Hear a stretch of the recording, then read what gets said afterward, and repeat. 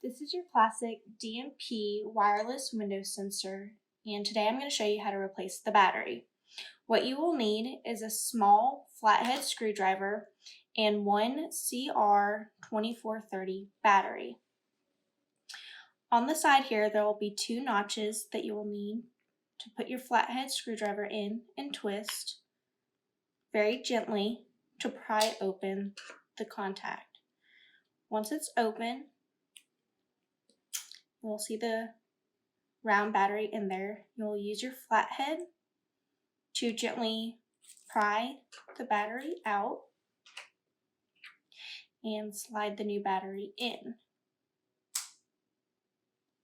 Once that is complete, you will replace the cover like so and gently press down for it to snap together. And there you go. Your battery has been replaced, and just discard this one.